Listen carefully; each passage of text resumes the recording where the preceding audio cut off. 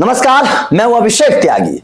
इस वक्त दिल्ली एनसीआर को लेकर एक बहुत बड़ी खबर है जो चर्चा का विषय है और लगातार लोगों के अंदर सवाल है कि आखिर ये फैसला होगा तो कैसे होगा, क्या छूट मिलेगी, किस चीज में छूट मिलेगी, सरकार क्या करने जा रही है। वो फैसला है 1 जनवरी 2026 से अब कोई भी पेट्रोल या डीजल वाहन दिल्ली में एंटर नहीं करेगा। खबर आपने सुनी होगी। अब इस खबर के पीछे का लॉजिक क्या है और दिल्ली सरकार क्या क्या करने वाली है, चलिए आपको एक एक करके सारी चीजें बता देता हूं, आपको समझ में आ जाएगी। दरअसल सबसे पहले तो यह है कि दिल्ली के पोल्यूशन को खत्म करने के लिए यह कदम उठाया जा रहा है, क्योंकि दिल्ली में पोल्यूशन को लेकर लगातार सवाल खड़े होते थे केजरीवाल सरकार के ऊपर। लेकिन केजरीवाल सरकार ने OD1 लागू तो किया था, लेकिन उसका उतना असर नहीं हुआ था।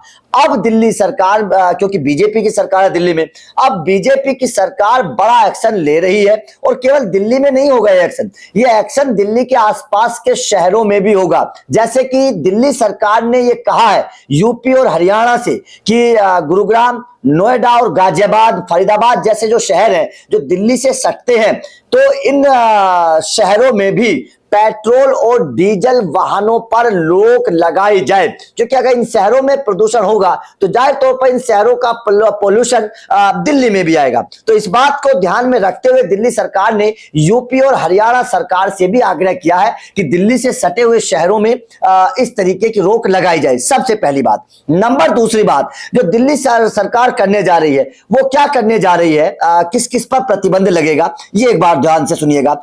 यह प्रतिबंध केवल टैक्सियों तक सीमित नहीं रहेगा। अगर आपको लगता है कि केवल टैक्सियों तक सीमित रहेगा तो नहीं रहेगा, बल्कि इसके दायरे में कई प्रकार के व्यावसायिक और डिलीवरी वाहन भी शामिल होंगे। इसमें कैब, इंटीग्रेटेड टैक्सियां जैसे कि ओला और उबर, ई कॉमर्स डिलीवरी वाहन जैसे कि फ्लिपकार्ट और अमेजन, फूड डिलीवरी बाइक्स जैसे कि जोमेटो और स्विगी, लाइट कमर्शियल व्हीकल्स जैसे छोटा हाथी और टाटा एस, और गुड्स करियर या लॉजिस्टिक वाहन शामिल हैं। इन सभी श्रेणियों में 1 जनवरी 2026 से केवल सीएनजी या इलेक्ट्रिक गाड़ियों के नए रजिस्ट्रेशन की अनुमति होगी। मतलब साफ है कि इस तरीके के जो वाहन है, अब सबसे पहली बात समझिएगा, इस तरीके के जो वाहन है इन वाहनों को अब 1 जनवरी 2026 से पेट्रोल या डीजल में रजिस्ट्रेशन नहीं मिलेगा दिल्ली में। ये सबसे पहली बात है। तो मतलब केवल इलेक्ट्रिक या सीएनजी वाहन ही आप खरीद सकते हैं। 1 जनवरी 2026 के बाद कोई रजिस्ट्रेशन पेट्रोल या डीजल का नहीं होगा इस तरीके के वाहन को लेकर। ठीक है।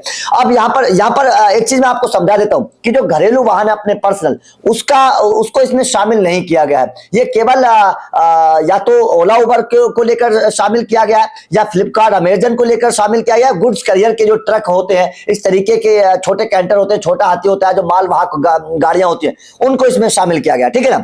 गुड्स करियर लॉजिस्टिक वैन को इसमें शामिल किया गया, इसलिए अब केवल सीएनजी या इलेक्ट्रिक वाहनों को ही शामिल करने की अनुमति दी गई है और सरकार इसको लेकर बड़ा एक्शन उठा रही है। अब मिलेगा विकल्प, केवल सीएनजी और ईवी की ही दिल्ली में एंट्री होने वाली है। मतलब जो ये गुड्स वाहन है जैसे कि ट्रक हो गया या फिर आपके माल वाहक जो गाड़ियां होती हैं, क्योंकि ये पोल्यूशन ज्यादा करती हैं, क्योंकि लोडिंग गाड़ियां होती हैं तो ये पोल्यूशन बहुत ज्यादा करती हैं। इस बात को ध्यान में रखते हुए इन वाहनों की रजिस्ट्रेशन अब दिल्ली में 1 जनवरी 2026 से खत्म हो जाएगा।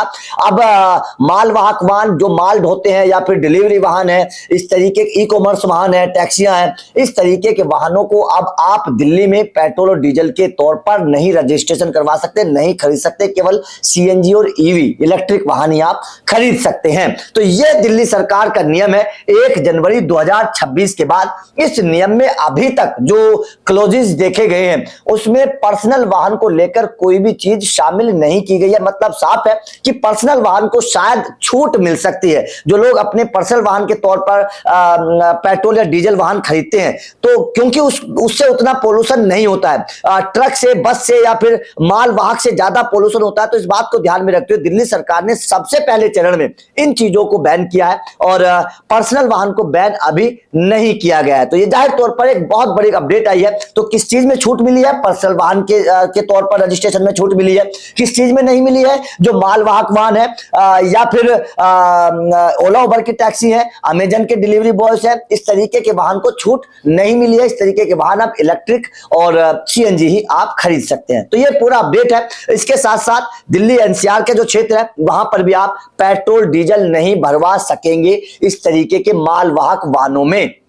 ये भी चीज ध्यान रखना कि दिल्ली में मालवाहक वाहनों को पेट्रोल और डीजल भी नहीं मिलेगा। साथ साथ गाजियाबाद, फरीदाबाद, नोएडा और गुड़गांव जैसे शहरों में भी मालवाहक वाहन जो दिल्ली आ रहे हैं उनको पेट्रोल और डीजल नहीं मिलेगा। ये भी एक नया नियम इसमें शामिल किया गया। तो आपका दिल्ली सरकार के इस नियम को लेकर क्या कहना है, कमेंट करके बताइएगा। क्या आपको लगता है कि इस नियम के बाद दिल्ली के पोल्यूशन में सुधार होगा, ये भी बताइएगा। वीडियो अच्छी लगी हो तो लाइक और शेयर जरूर करिए, चैनल को सब्सक्राइब करिए। अपडेट मिलते रहेंगे। Thank you very much.